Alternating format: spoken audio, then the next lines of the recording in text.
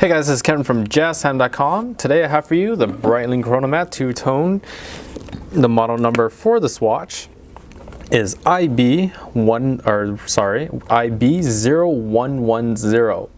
So before we start, I'll be letting you know we'll be doing an unboxing, a reviewing of the case. I'll show you guys how to adjust the time, and we'll go ahead and go over the bracelet and the clasp as well. I'll also give you any additional information you need to find this watch for the lowest possible price. Okay, so when you're buying this watch, these are the things you can expect. You'll be receiving this watch in a nice little container, nice little pillow there in the Breitling, in the Breitling box here.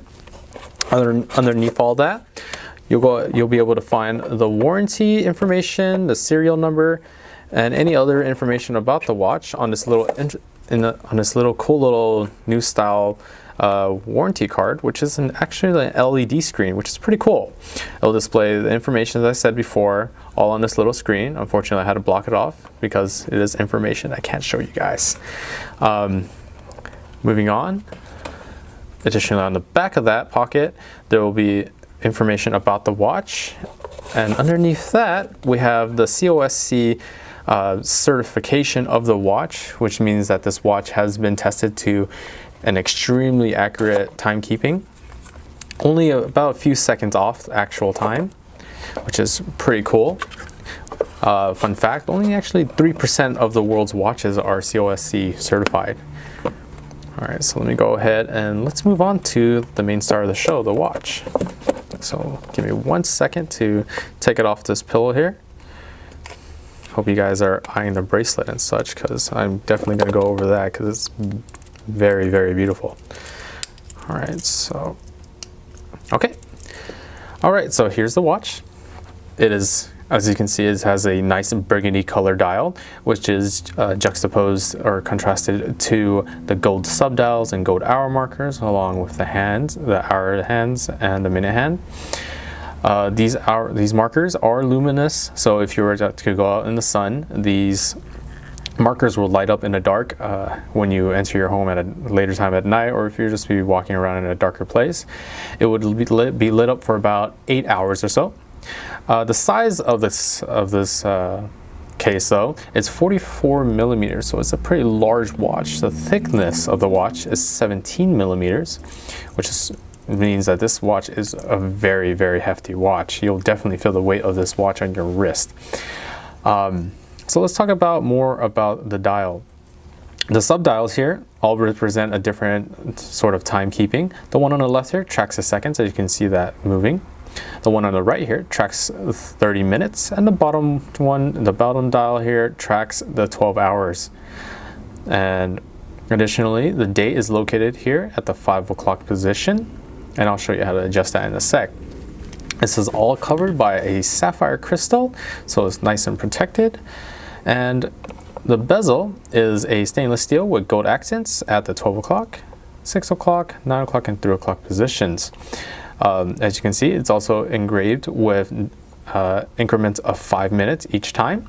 And the meaning for that is that if, let's just say you were to go diving, let's see that a minute hand is already here, you would just have to adjust this indicator right there onto the minute hand, and you go diving. You come back up and resurface, and this minute hand has already moved on.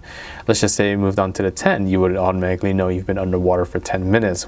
So it's pretty useful in that sense. Of course, you can use it to track any other sort of time. So let me go ahead and reset that dial back. All right. So let's move on to the crown and the 2 chrono pushers. Of course, the crown is located at the 3 o'clock position, and I'll show you how that works in just a second. I want to go over these 2 chrono pushers first. The top chrono pusher starts the hack movement, which is the movement of the second hand. As you can see that at the 12 o'clock position. Let me go ahead and adjust that. All you have to do is unwind it counterclockwise and press down. You'll hear a click, and that'll start. Additionally, you click it again, it'll stop. Always make sure to tighten up any of these, the chrono pushers or the crown. And on the bottom here, this one resets that second hand to the 12 o'clock position. As you can see that, as I press, reset back to 12 o'clock position. Again, always screw that back down, snug against the case. Okay, so let's move on to the crown. Unscrewing it counterclockwise, we'll set it to the first position.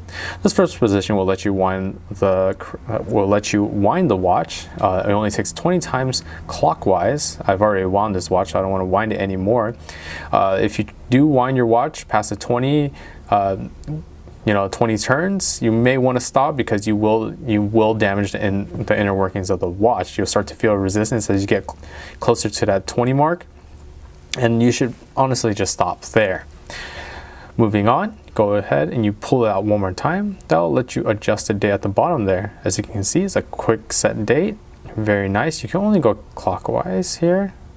Yep, only clockwise, and that is much better than trying to move the minute hand or the hour hand all the way around the 24-hour period just to get the date to turn once. So I do like that feature. One more pull, you hear a click, and then you'll be able to move the minute hand, or be able to adjust the time to however you need. Always, of course, make sure you tighten the crown back against the case as snug as possible, because you don't want water to get into your watch from anywhere, and this is the only area that the water would ever get into the watch.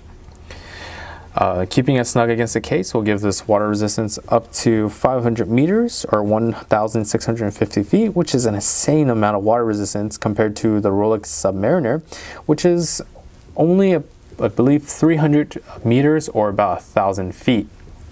Okay, so let's move on to the back of the case. As you can see there, the case is very nice looking. It has a Breitling name embossed onto the back there. At the 7 o'clock position on the left where my thumb is, it has the model number, which is once again IB0110, and also additionally the serial number is also engraved there as well. Of course, I blocked it out for obvious reasons. The movement of the watch is automatic self-winding.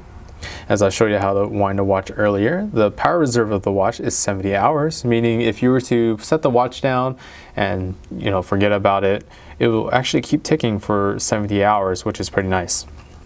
Okay, so let's move on to the bracelet, which is one of the main attractions of the Breitling. As you can see, much different from Rolex's bracelets. It has five rows of links, as you can see there. It has the stainless steel links at the outer edges, and additionally in the center edge. They are all slash cut. As you can see, they have sort of a diagonal look to them, which is really cool. It has 18 karat gold links in between those stainless steel links, and overall it just looks very beautiful. As you can see, it flows very nicely in the pattern. It has very shiny as well. I believe they're all mirror polished, so they all have that nice shine to them and are very reflective. And in the center of all this, we have the clasp. It has the Breitling name logo and the logo engraved there. The clasp is just a very simple folding clasp with an additional lock, which right here is an additional lock. As you can see there, take that off, and you'll pull this part out. And it's very easy. You have the Breitling name engraved onto the clasp itself. And let me show you that one more time. I see, just you fold it, snaps once, and then the safety lock to keep it very confined. Bam, very simple. Let me go ahead and actually show you guys this bracelet on, or rather the watch on my wrist now. Okay, so man, that is a beautiful dial. As you can see, there's a little bit glare. There's a little bit glare from the lights above. As you can see, it's a little bit blue, which is indicating that sapphire crystal that protects all the dial, which is very nice. And let me just go through the bracelet. Oh man, that is a nice watch. I definitely like the color of the burgundy against that gold. I definitely love the pattern of the bracelet. It's very nice. The only drawback I can say about this watch is that the dial is a little bit too busy for me. I mean, there are other choices if you're not looking for too busy of a dial. But other than that, it's still a very, very nice watch. For being such a large watch as well, the weight actually is a nice amount of weight. It's not overbearing or such, so you can definitely keep it on. I personally enjoy it. But if you have any other questions about this watch, please leave a comment below. If you want to buy this watch or any of the models for the lowest possible price, please check out our shop at JazTime.com. We have the lowest price guaranteed, a 1-year warranty, and we offer free shipping. If you liked the video, please like and subscribe. We've got lots more to show you guys. Thanks for watching. Hope to see you guys soon.